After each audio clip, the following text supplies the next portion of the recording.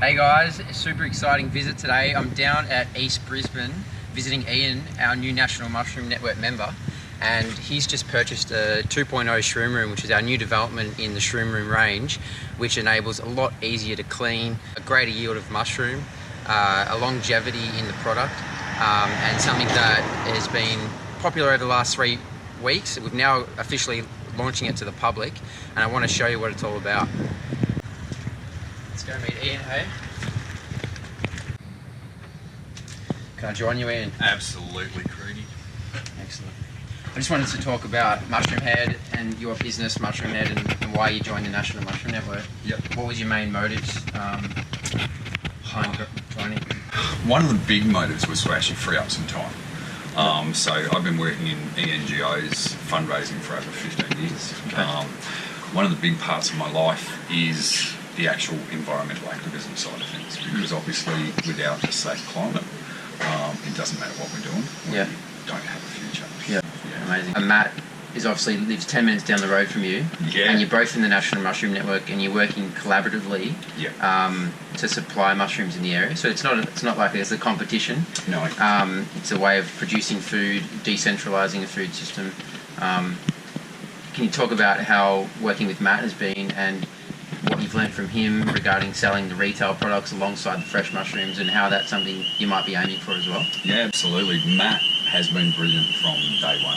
The actual advice Matt's given me, going through setting up the actual room itself, and then the bags, just the little things like slapping the bags, that you wouldn't think of, but actually making sure the plastic has come away from the mycelium. Yeah.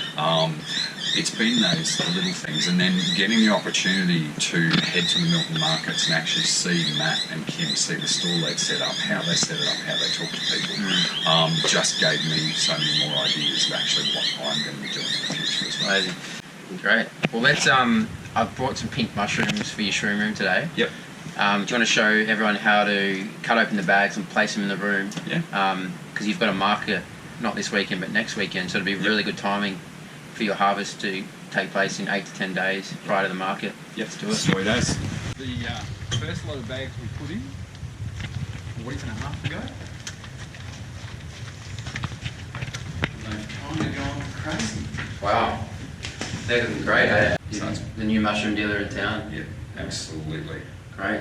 And you've got a co-op that you're a part of? Yeah, so the West End, it's Turnstile Community Hub, which is just an awesome setup. So they're going to start taking mushrooms in the next couple of weeks. So yeah, it'll be nice to get into the co-ops in Brisbane as well. Because they're all about, the lower food miles, local growers getting it to local people, the best price possible, getting good food. So Awesome. Yeah. Well, we'll let you demonstrate how to install a mushroom bag.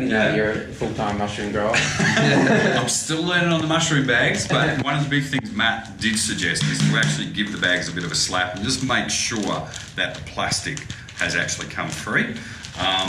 And I've actually been finding we did some with the actual cross and some just with the one, and I've actually found the cross does seem to be better. Yeah. So you don't want to go too deep when you're actually getting into the plastic. So if you can first, I just try and make a little cut and then slice it through. It doesn't have to be neat.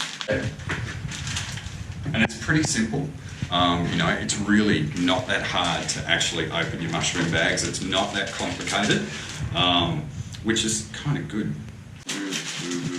And I believe, Matt, you were down at the Mount Gravatt markets like 3 months ago. Yep. And you're a local grower down the road from Ian, and now Ian's going to be taking the Mount Gravatt market. Can you tell us how you're collaborating in some sense to grow mushrooms together? We applied for about, I think, 7 different markets because we weren't sure if we were going to get into any, but all of them said yes. We went to the Mount Gravatt showgrounds and we sold out. But since then, we've become full-time stall holders at the Milton and Castledine markets, where I also teach yoga now, which is great. But yeah, as soon as we heard Ian was starting up, I was like, sweet, there's another market over there. We know it's done really well. There's plenty of opportunity and plenty of hungry people there waiting for mushrooms. Yeah. So. And are these, you've become a mushroom expert in the last 6 months of this journey. Can you tell everybody how do you go about harvesting this mushroom, and when would you harvest it? Is it about a day away, or? Yeah, I'd say they're about a day away. They're getting pretty close. Elms are, with the pearls, you can actually see the caps begin to flatten up, whereas the elms will still have a little bit of a cup on them when they decide to drop their spores. But you can probably see that bag just up on there. I'd say that guy's ready for harvest. Great. Something you told me last week was how the life cycle mushroom coffee, you're giving out taste testing to the community. Mm-hmm. So you're drawing people in with fresh mushrooms, but you're also selling a lot of retail products, like mushroom coffee, lion's mane liquid extracts, plant protein. Is that helping boost your profit margins per week and making growing mushrooms a viable option? Absolutely, and mushrooms can be a bit of a touchy subject for some people, myself included. I didn't like mushrooms for 28 years. Can you believe it? But having that something familiar which people already enjoy, so the word coffee, straight away people are like, oh, I love coffee, so they're open to trying our samples, or they're open to trying more of this medicinal mushroom extract range, and absolutely they love it. It's really cool to be able to introduce it to people as well. As it was like super exciting for me finding out about, oh my God, there's alternative medicines, and I can grow it in my backyard. So being able to share that with people and them find that out as well, it's really rewarding. It feels great. Amazing. And was the circular economy and growing mushrooms off coffee waste something that stood out to you, and what were the main reasons that you joined the National Mushroom Network? Yeah, that circular economy was a really big one, was being able to reuse a product, and I drink Black Lady's coffee, and being able to reuse those coffee grinds to actually create food was a big thing for me.